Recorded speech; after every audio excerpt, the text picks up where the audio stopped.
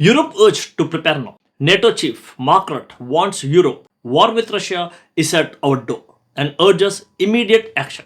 NATO Secretary General Mark Rutte has issued one of the alliance's starkest warnings yet, declaring that Europe must brace for the possibility of a major conflict with Russia unless decisive steps are taken immediately. Speaking in Berlin on Thursday, Rutte said too many European governments remain quietly complacent about the threat posed by Moscow, even as the Kremlin continues to pressure Ukraine and signal its willingness to confront NATO. Now, let's explore the deeper layers of this story here on the AI podcast. Welcome to the deep dive. We are jumping into a series of reports this week that really define a high-stakes, almost dizzying moment in the Russia-Ukraine conflict. They really do.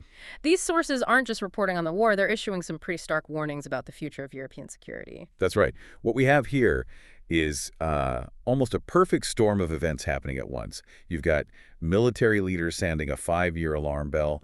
You have intense diplomatic efforts trying to force a swift peace deal. And then massive escalation on the battlefield itself. Exactly. So for you, the listener, our goal in this deep dive is to really pull out the key points of urgency. We want to understand why NATO leadership feels they need to shout right now, what specific political pressures Kiev is facing, and what this new scale of fighting really signals. And the core tension, I think, the thing that ties all our sources together is this. NATO believes Europe is at a critical crossroads, and frankly, that it cannot afford this quiet unwillingness to act. A dangerous complacency. That's the phrase that keeps coming up. We're moving past general commentary and into specific urgent warnings from the very top. Okay, let's unpack that then. Let's start with the startling severity of the NATO Secretary General Mark Rutte's recent statements. He delivered them in Berlin. And our sources flagged this as one of the alliance's starkest warnings, maybe ever. Delivered with maximum bluntness. Oh, absolutely. The bluntness is the story here. Rutte wasn't speaking in, careful diplomatic language. He was directly challenging governments, accusing too many of them of falling into this dangerous comfort zone. Believing the threat was still hypothetical or far away. Mm-hmm. And he used language that was clearly meant to shock people awake. I mean, he stated in one source called this an unequivocal assessment, that Russia's intentions go far beyond Ukraine. He just said it. We are Russia's next target. Just like that. No ambiguity. None. The goal there is clearly to create immediate political movement. He hammered home that this feeling that time is on Europe's side is just false. Time, he's saying, is actually Moscow's most valuable resource right now. Letting them rebuild and retool. Exactly. Yeah. All while Europe moves too slowly. But why is that apathy so widespread? I mean, is it just cost fatigue, or is there a genuine feeling that the war is, contained? I think it's a mix. There's definitely economic fatigue, sanctions, support costs, it all adds up. But there's also something more strategic. Europe has had decades of peace since the Cold War. That historical memory of what a devastating 20th century style conflict actually involves, it's faded. So when leaders are asked to propose these massive immediate hikes in defense spending, there's a kind of psychological inertia. And that's where the terrifying timeline comes in. If Europe doesn't shake off this apathy, what does Rutte say happens? Well, he's forecasting a direct confrontation. NATO versus Russia erupting within 5 years. 5 years. And that timeline isn't just pulled out of thin air. Analysts say it aligns with how long it could take Russia to fully rebuild its conventional forces and, crucially, its ammunition stocks to pre-2022 levels. Especially if Europe's own defense industry keeps moving at its current pace. Right. So 5 years gives Moscow a very realistic window of opportunity if the West doesn't move decisively. Wow. 5 years is suddenly not a long time for nations to overhaul entire defense infrastructures. And Rutte really amplified the stakes, didn't he? Warning that failure to act risks a war akin to the devastating conflicts endured by earlier generations. It was a very conscious appeal to memory. He was basically saying, we have to get ready or we risk a catastrophe our grandparents lived through.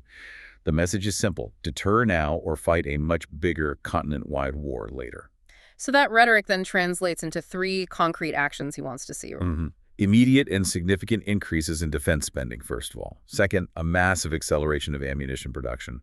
And third, really standardizing joint military preparedness. It's not just about money. It's about operational coordination. Exactly. It's not just throwing cash at the problem. It's, reforming logistics, making sure shell production is standardized across borders, ensuring all these complex air defense systems can actually talk to each other. Okay, so while the generals are sounding this huge long-term alarm, Let's pivot. Let's talk about the immediate and really messy world of diplomacy. Yeah. Because while this 5-year threat is looming, Kyiv is under enormous pressure to end the current war and to end it quickly. Our sources paint a picture of a diplomatic pressure cooker. The tension is just acute. On one side, Ukraine is fighting for its very existence, and on the other, you have these powerful external forces pushing for a quick settlement that might not be in their best interest. Let's look at President Zelensky's counter-effort first. He pulled together this hastily organized, high-level meeting, what was it, about 30 nations, an informal coalition of the willing. Why so quickly? The urgency was all about securing collective backing for what they're calling a fair peace agreement. By doing this, Zelensky is trying to seize control of the diplomatic timetable. He's trying to stop Ukraine from being backed into a corner by Washington or anyone else. He's signaling that Kyiv will set the pace, not Moscow or Washington. That's the goal. And you had leaders from France, Britain, and Germany joining by video. They're trying to lock in terms that aren't punitive to Ukraine. So a return to 1991 borders, but also robust security guarantees for the future and, a mechanism for Russian reparations. But can Kyiv realistically avoid that pressure when Washington holds so many of the cards? I mean, isn't this meeting just a way to delay the inevitable? That is the core vulnerability. European allies can offer political support, but the sheer weight of U.S. financial and military aid is just undeniable. Which brings us to the other side of that pressure cooker, U.S. President Donald Trump. Right. Trump has clearly intensified his own efforts to broker a deal, and the reports indicate he's pushing Kyiv toward a speedy resolution. A resolution that, crucially, would require Ukraine to cede some of its territory. To give up land in the east and south to Russia. Yes. He's pushing this idea of realism, telling Zelensky he has to accept that some land just won't be recovered. It's an approach that, appeals to people who want a quick end to the conflict and the costs. But what are the Europeans saying about that? The idea of ceding land clashes directly with everything Rutte just warned about. It's causing massive alarm. European governments are incredibly worried that a rushed peace deal based on land concessions wouldn't just betray Ukraine. Far worse, it would embolden Moscow. It sends the message that aggression pays off if you just stick with it long enough. Exactly. So they're trying to steer any negotiations toward terms that guarantee future protection and set this ironclad precedent that you cannot just seize territory by force.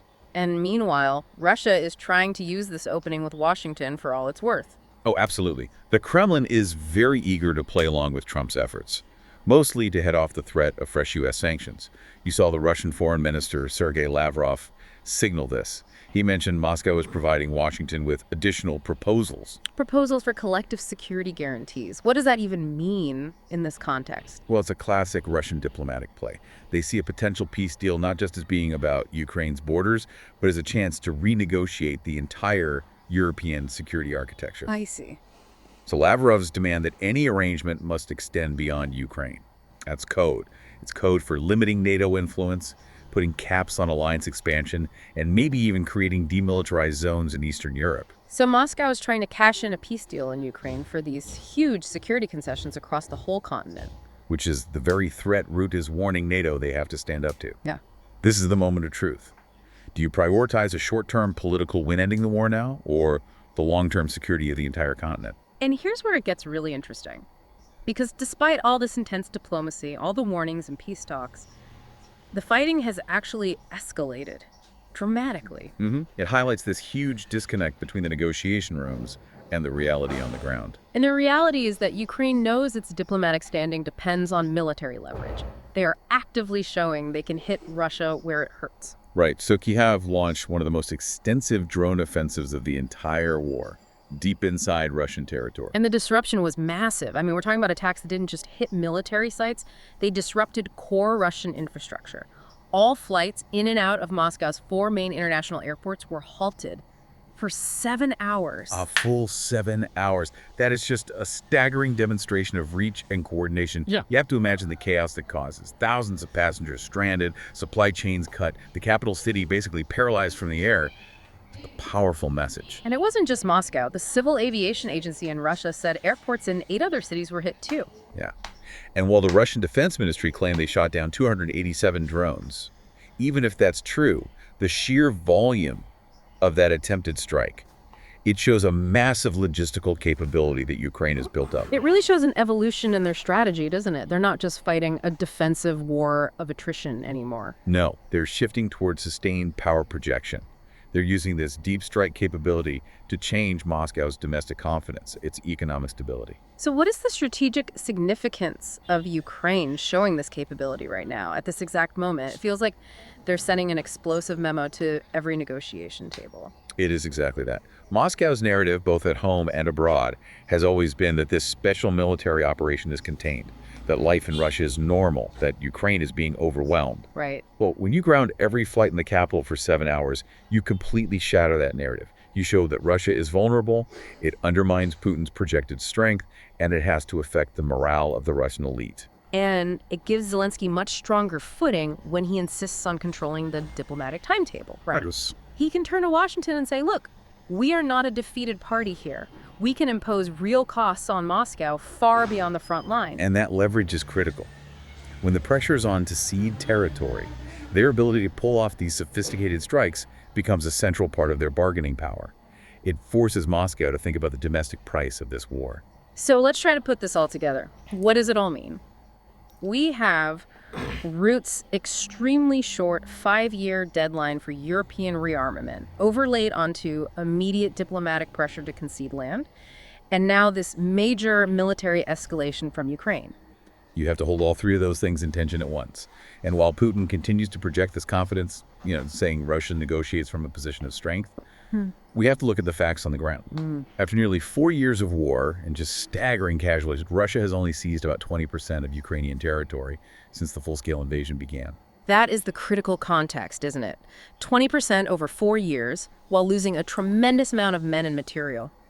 It shows Russia can fight a slow, costly war, but their position of strength is built on endurance, not on some overwhelming success. Right, and European leaders are calling this exact intersection, where diplomatic deadlines meet military reality, a critical moment. The next steps are going to be shaped by these bilateral talks next week between Ukraine and European nations, which are intended to solidify those security guarantees and define terms for peace, regardless of outside pressure. Exactly.